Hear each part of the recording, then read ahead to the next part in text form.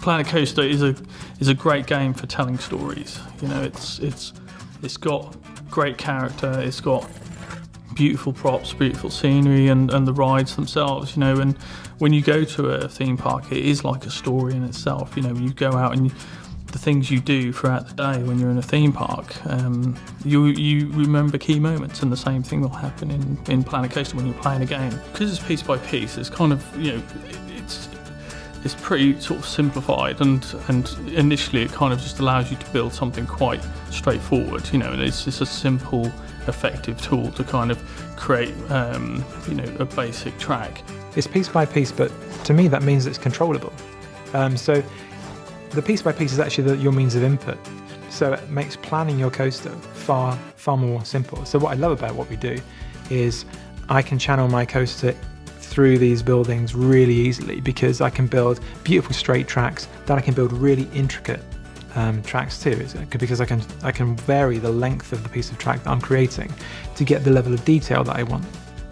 But if you want to get more complicated, you know, we have a range of special, you know, track elements, as it were, that things like cobra rolls and corkscrews and loops and stuff like this, which are all scalable. They change size, and the supports will work around those pieces as well, and that will allow you to create some really interesting shapes, basically.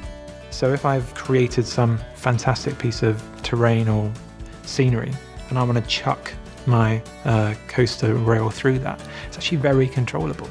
Say you build a gift shop immediately after a coaster, which is probably what you'd find in real life. Then the guest comes off that ride happy. If they're happy, they're probably going to buy something because they're happy and they've got money, and they see this shop and it's fantastically themed, so they'll spend even more money on an item they get from this shop compared to the stall just down the road, which looks a bit placed in the way. The most impressive thing I'm seeing at the moment with Planet Coaster is that it is emulating like the real contemporary parks, and also we're now looking at the equivalent of a dark ride, whether it be tunneling through the landscape or building an enclosed space with the fantastic kind of modular building tools we've got.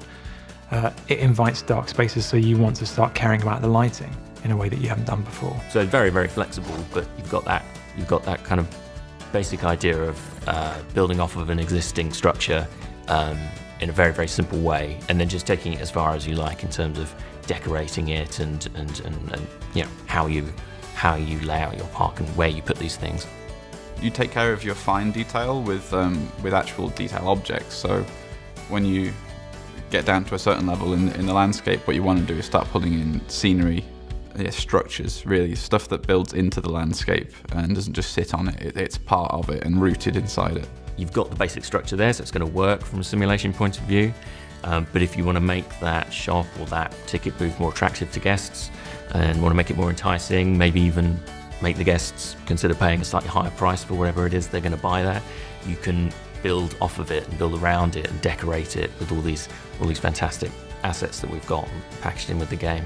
If you want to be intricate all the time, then we let you do that, and we encourage you to do that as much as you want to do it. And then as soon as you want to copy things out and just make, you know, I made something cool, now I want to put it everywhere in my park, I can do that, that's fine. You can share the stuff which then becomes, you know, something which is aspirational to others. You know, we almost can't. There's a really curious competition, really, certainly in the art department, whereby we're building stuff in the game, and we're almost trying to outdo each other already. And that's what amongst kind of that's a handful of people. Lord alone knows what's going to happen when this thing gets released and people start to play, build, and share. Particularly when you're building stuff which then has a direct input on the enjoyment of the guests in the park. That's really exciting, you know, that's not just making a bit of curious artwork that you want to do, that's actually making something which is purely yours, it excites the community and actually feeds back into gameplay. So that's the nicest part, is that you can go online, find things that other people have made that have put in this time. Maybe it's your favourite YouTuber, I don't know, and then just get some of their stuff, put it in your own park, and then you look at it and go, I don't like that specific window, I'm going to change that. And that's, you know, that's great. Yeah, I mean, it's that kind of confluence of all these different tools and all the different kind of ideas that they can spark in people that's really really exciting. And also people are going People are going to do different things with these tools, and people will share these ideas with each other and bounce off other people's ideas. And you know, it's just a kind of toolbox that keeps on giving, really.